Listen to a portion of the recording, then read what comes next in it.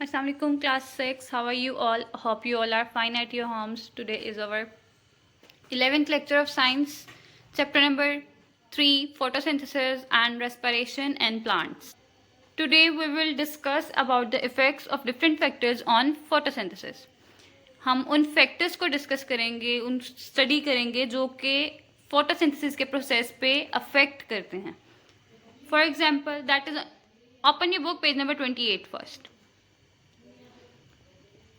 Some factors are light, temperature, carbon dioxide, water and chlorophyll. These are the factors which affect the process of photosynthesis. अब ये वो factors हैं जो कि photosynthesis के process पर affect कर रहे हैं. अगर हम लाइट की बात करें तो लाइट क्या है कि हम लोग आपको आइडिया है कि प्लांट्स जो हैं वो सनलाइट को ट्रैप करते हैं. किस तरह से? जो क्लोरोफिल है वो उसका एक पार्ट प्लांट का, वो सबसे पहले लाइट को ट्रैप करता है ताकि फूड बना सके फूड उसके लिए, प्लांट के लिए. इसी तरह से जब लाइट की इंटेंसिटी इंक्रीज करती है, यानी कि अगर लाइट ज्यादा होगी तो फिर फोटोसिंथेसिस का प्रोसेस भी इंक्रीज करेगा. Okay, it is directly proportional relation, यानी कि अगर एक चीज इंक्रीज कर रही है तो दूसरी भी इंक्रीज करेगी. फोटोसिंथेसिस का प्रोसेस लाइट की इंटेंसिटी में अगर इंक्रीज है, लाइट की इंटेंसिटी ज्यादा होती है तो फोटोसिंथेसिस का प्रोसेस भी इंक्रीज कर जाएगा. सिमिलरली आप लोगों को वही which structure of leaf traps light. अब कौन सा स्ट्रक्चर ऐसा है लीफ का जो कि लाइट को ट्रैप करता है? We have discussed it that chlorophyll absorbs light. ठीक है, क्लोरोफिल या क्लोरोप्लास्ट जो है वो क्या करते हैं, लाइट को ट्रैप करते हैं. इसी तरह से अब हमें ये भी पता है कि एक जो है लाइट, उसके अंदर 7 कलर्स होते हैं. व्हाइट लाइट के अंदर 7 कलर्स होते हैं, जिस तरह से जो हैं red, orange, yellow, green, blue, indigo and violet.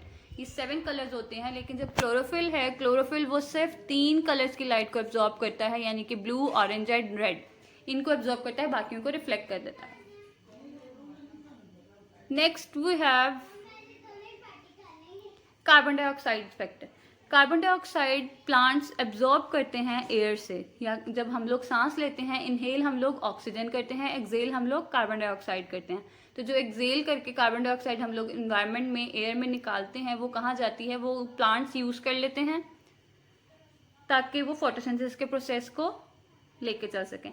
अब फोटोसिंथेसिस का प्रोसेस भी, कार्बन डाइऑक्साइड अगर आप उसका लेवल इंक्रीज कर दोगे तो फोटोसिंथेसिस भी इंक्रीज होगी. यानी कि ये भी डायरेक्टली रिलेटेड है एक दूसरे से कि अगर कार्बन डाइऑक्साइड इंक्रीज कर रही है तो फोटोसिंथेसिस का प्रोसेस भी इंक्रीज करेगा. अब एयर के अंदर कार्बन डाइऑक्साइड की जो क्वांटिटी है वो कितनी है, कितने % है हवा में carbon dioxide? That is 0.03 to 0.04% हमारी हवा में कार्बन डाइऑक्साइड प्रेजेंट है. Next one is temperature. जैसे जैसे टेम्परेचर इंक्रीज करता जाता है फोटोसिंथेसिस का प्रोसेस भी इंक्रीज करता जाता है. नॉर्मली जो प्लांट्स हैं वो किस टेम्परेचर पे ग्रो करते हैं? They grow at 25 to 35 degree Celsius. ठीक है, 25 से 35 डिग्री सेल्सियस तक के टेम्परेचर में नॉर्मली प्लांट्स ग्रो कर जाते हैं. लेकिन जो टेम्परेचर अगर 0 डिग्री से कम हो जाए या 40 डिग्री से अबव चला जाए तो फिर फोटोसिंथेसिस जो है, प्लांट्स जो हैं वो प्रॉपरली ग्रो नहीं कर सकते हैं. That temperature is not suitable for the plant growth. Water के प्रोसेस अगर हम बात करें तो आपको पता है कि वाटर जो है सारे प्लांट्स को ज़रूरत होती है वाटर की, लेकिन हर प्लांट की जो वाटर की क्वांटिटी है वो डिफरेंट होती है, कितनी उसको रिक्वायर्ड है कितनी नहीं. तो हम limited amount of water is required in photosynthesis. Chlorophyll की बात करें, क्लोरोफिल क्या है? Chlorophyll is a green pigment. ठीक है, ग्रीन पिगमेंट है, किस में प्रेजेंट होता है? क्लोरोप्लास्ट में प्रेजेंट होता है. ये क्या फंक्शन परफॉर्म करता है? It traps sunlight for the photosynthesis. Photosynthesis के प्रोसेस के लिए सनलाइट को ट्रैप करता है और उसके बाद ये क्या करता है कि अगर क्लोरोफिल नहीं है तो फिर फोटोसिंथेसिस का प्रोसेस भी पॉसिबल नहीं है इसके बगैर. Okay, clear? Next topic is structure of leaf well associated to photosynthesis. अब जो लीफ का स्ट्रक्चर है वो फोटोसिंथेसिस के लिए किस तरह से बेहतर है उसके बारे में हम पढ़ते हैं. तो सबसे पहले आपकी इंटरनल स्ट्रक्चर ऑफ लीफ की डायग्राम एक बार दोबारा देख लो कि हमारे पास एपिडर्मिस है, मेसोफिल है, वेस्कुलर बंडल है और स्टोमा है. अब लीव्स जो हैं वो उनके अंदर फ्लैट ब्लेड होते हैं। आपको आइडिया है कि लीव्स जो हैं वो बारीक होते हैं, मोटे लीव्स कभी नहीं देखे आपने कितने इतने मोटे हों, तो वो फ्लैट होते हैं। अब उसका क्या फंक्शन है कि वो मैक्सिमम लाइट को एब्जॉर्ब कर सकते हैं, right. Second is leaves are thin, so carbon dioxide and light can reach to the inner cells easily. वही बात कि अगर लीव्स जो हैं वो बारीक है, थिन है, तो उसमें अंदर कार्बन डाइऑक्साइड और लाइट जो है वो इनर सेल्स में आसानी से पहुंच सकती है। Next is leaves have stoma in the lower epidermis. Lower epidermis में स्टोमा होते हैं। स्टोमा का फंक्शन क्या था कि स्टोमा क्या काम करते हैं, they exchange gases, right. Carbon dioxide और oxygen, carbon dioxide can enter and oxygen and water vapours leave through the stomatas. Carbon dioxide जो है इन स्टोमा के जरिए एंटर होती है लीव्स में, और ऑक्सीजन और वाटर वेपर्स इनके जरिए बाहर निकल जाते हैं स्टोमास के जरिए। Next is thick layer of mesophyll cells makes enough food for the plant. Mesophyll cells की जो एक थिक लेयर है, ये ग्रीन जो सारे हैं ये मेसोफिल सेल्स हैं। अब इनकी थिक लेयर का क्या फंक्शन है, ये इनफ फूड बना देती है प्लांट के लिए कि वो खाना जो है उसके लिए ज्यादा प्रिपेयर कर देती है। Fifth one is vascular bundle in the leaf. Vascular bundle में हमारे पास दो टाइप के टिश्यूज आ रहे थे, फ्लोएम एंड जाइलम। अब उनका फंक्शन क्या था कि एक जो था वो वाटर कैरी करता था और दूसरा प्रिपेयर्ड फूड लेके जाता था दूसरे पार्ट्स की तरफ। तो ये वेस्कुलर बंडल जो है ये अपने वेन्स के नेटवर्क के थ्रू पूरे लीफ में फैला होता है ताकि वो वाटर को कैरी कर सके, ताकि फोटोसिंथेसिस के प्रोसेस के लिए, और ग्लूकोज फिर हमें इससे ऑब्टेन होता है। Next on page number 30, the process of respiration in plants. Next we have respiration in plants. तो रेस्पिरेशन क्या है, जैसे हम लोगों ने फोटोसिंथेसिस का पढ़ा था कि फोटोसिंथेसिस क्या थी, फूड मेकिंग प्रोसेस थी, लेकिन रेस्पिरेशन जो है वो एनर्जी प्रोड्यूसिंग प्रोसेस है, यानी कि इसके अंदर एनर्जी प्रोड्यूस होती है लिविंग ऑर्गेनिजम्स में, लिविंग थिंग्स में। किस तरह से कि जब हम लोग सांस लेते हैं, हम लोग कार्बन डाइऑक्साइड एक्सेल करते हैं, वो कार्बन डाइऑक्साइड प्लांट्स यूज कर लेते हैं, और जो प्लांट से ऑक्सीजन रिलीज होती है वो कहाँ जाती है, वो हम इनहेल कर लेते हैं ह्यूमन बींग्स। इस तरह से ये साइकिल एक तरह से चलती रहती है। अब एक्सचेंज जो गैसेस का होता है प्लांट्स में वो किसके थ्रू होता है, that is through stomata. Stomata के थ्रू हम लोग देखते हैं कि प्लांट्स में जो गैसेस एक्सचेंज हो रही हैं कि कार्बन डाइऑक्साइड अंदर उसमें चली जाती है, अंदर प्लांट्स ले लेते हैं, उसको एब्जॉर्ब कर लेते हैं और ऑक्सीजन और वाटर को रिलीज कर देते हैं बाहर को स्टोमास के जरिए।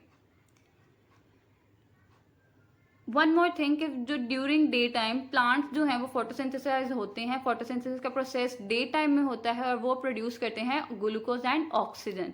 डे टाइम में जब फोटोसिंथेसिस का प्रोसेस होता है तो उसके अंदर से क्या चीज़ हम लोगों को मिलती है, ग्लूकोज एंड ऑक्सीजन।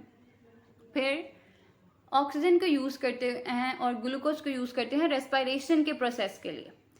वही चीज़ के जो प्रोडक्ट्स हम लोगों को फोटोसिंथेसिस में मिल रही थी वो रेस्पिरेशन में आके रिएक्टेंट्स बन जाती हैं। इसको देखें आप दोनों, इन दोनों को, ये दोनों चीज़ें हम लोगों को फोटोसिंथेसिस के प्रोसेस में इस साइड पर नजर आई थी, यानी कि प्रोडक्ट्स की फॉर्म में नजर आई थी।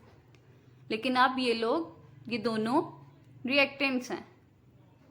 कार्बन डाइऑक्साइड और वाटर इसके अंदर प्रोड्यूस होता है, रेस्पिरेशन के प्रोसेस के अंदर कार्बन डाइऑक्साइड और वाटर प्रोड्यूस होता है, लेकिन फोटोसिंथेसिस के प्रोसेस के अंदर ये दोनों चीज़ें प्रोड्यूस होती थी। रात के वक्त फोटोसिंथेसिस का प्रोसेस रुक जाता है और लेकिन रेस्पिरेशन का प्रोसेस जो है वो चलता रहता है। फोटोसिंथेसिस जो है वो सिर्फ डे टाइम में हो सकती है क्योंकि सनलाइट सिर्फ डे टाइम में हम लोगों को मिल सकती है। रेस्पिरेशन का प्रोसेस दिन और रात दोनों में चलता रहता है, ये एक कॉन्टिन्यूस प्रोसेस है। इसी तरह से कि प्लांट्स जो हैं वो ऑक्सीजन को लेके कार्बन डाइऑक्साइड हम लोगों को देते हैं और वाटर, ये दोनों चीज़ें रिलीज करते हैं रेस्पिरेशन के प्रोसेस में। जो फोटोसिंथेसिस का प्रोसेस था उसका उलट अगर हम लोग कर लें तो वो ऑपोजिट क्या है, बिल्कुल उसका रेस्पिरेशन का प्रोसेस।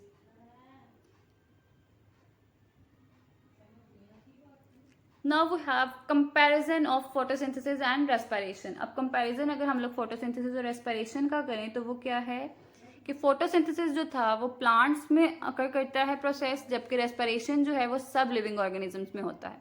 इसी तरह से फोटोसिंथेसिस जो है वो फूड मेकिंग प्रोसेस है, जबकि रेस्पिरेशन फूड यूजिंग प्रोसेस है। थर्ड वन इज कि फोटोसिंथेसिस में एनर्जी को ट्रैप करके ग्लूकोज बनाया जाता है, लेकिन रेस्पिरेशन में ग्लूकोज को तोड़ के एनर्जी रिलीज की जाती है। Understand, it's opposite.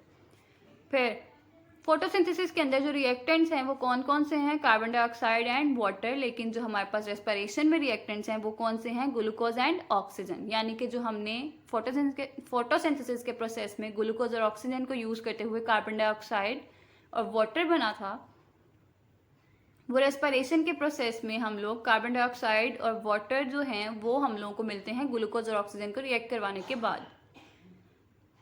फिर फोटोसिंथेसिस के प्रोसेस में जो प्रोडक्ट्स थी वो क्या थी? Glucose and oxygen. यानी कि ये दोनों हमें मिली थी रिजल्ट में। और रेस्पिरेशन के प्रोसेस के अंदर हमारे पास जो प्रोडक्ट्स हैं वो है कार्बन डाइऑक्साइड एंड वाटर, हमें ये हासिल हुई हैं।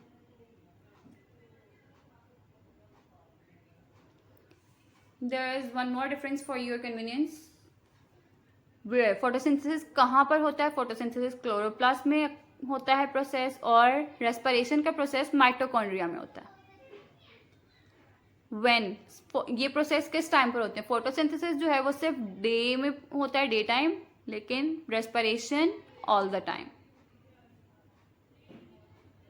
इनपुट, हमें क्या चीज उससे मिलती है? प्रोडक्ट्स हमें क्या मिलती हैं? फोटोसिंथेसिस के प्रोसेस में हमें कार्बन डाइऑक्साइड और वाटर जो हैं, सॉरी रिएक्टेंट्स की बात करें हम लोग, कि फोटोसिंथेसिस के प्रोसेस में कार्बन डाइऑक्साइड और वाटर रिएक्ट करते हैं, लेकिन रेस्पिरेशन के प्रोसेस में ग्लूकोज एंड ऑक्सीजन रिएक्ट करते हैं। इसी तरह से हमें क्या मिलता है इस प्रोसेस में? तो फोटोसिंथेसिस के प्रोसेस में हमें ग्लूकोज और ऑक्सीजन मिलती है, जबकि रेस्पिरेशन में कार्बन डाइऑक्साइड एंड वाटर मिलता है। एनर्जी का सोर्स क्या है इन दोनों प्रोसेसेस के लिए? फोटोसिंथेसिस के प्रोसेस में एनर्जी का सोर्स लाइट है, सनलाइट, और रेस्पिरेशन के अंदर केमिकल बॉन्ड्स आ जाते हैं। फिर हमें रिजल्ट क्या मिलता है इसमें कि एनर्जी फोटोसिंथेसिस के प्रोसेस में स्टोर होती है और रेस्पिरेशन में रिलीज होती है। अब हम अगर एक और पॉइंट्स डिस्कस करें, कुछ पॉइंट्स हैं छोटे छोटे, उनको डिस्कस करते हैं कि हम लोगों के लंग्स जो हैं वो हमें सांस लेने में मदद देते हैं, जिंदा रखने में मदद देते हैं। तो अर्थ के अंदर अर्थ के लंग्स क्या हैं जो उनको जिंदा रखने में, अर्थ को सर्वाइव करने में मदद दे रहे हैं? तो वो क्या चीज़ हैं? These are trees. ट्रीज जो हैं वो लंग्स के तौर पे अर्थ के रोल प्ले करती हैं, और प्लांट्स, जिसकी वजह से ऑक्सीजन मिलती है, तभी हम लोग जिंदा रह सकते हैं। अगर ऑक्सीजन या ट्रीज ना हो तो इंसान इस दुनिया पर ना हो, इंसान क्या जानवर भी ना हो। इसी तरह से अक्सर आप लोगों ने सुना होगा कि रात के टाइम पे कहते हैं कि दरख्तों के नीचे नहीं सोना चाहिए। क्यों? क्योंकि रात को कार्बन डाइऑक्साइड जो है वो ज़्यादा अमाउंट में रिलीज होती है ट्रीज से, जिससे डेथ कॉज हो सकती है। इस वजह से हमें कहा जाता है कि रात को दरख्तों के नीचे मत सोएं। और फोटोसिंथेसिस का प्रोसेस हम लोग पढ़ कर आए कि क्लोरोप्लास्ट में अकर होता है, और रेस्पिरेशन जो थी वो माइटोकॉन्ड्रिया में होती है, प्लांट्स और एनिमल सेल्स की। So students, hope you have understood this topic. If you find any difficulty, you can ask me. Thank you. Stay safe. Allah Hafiz.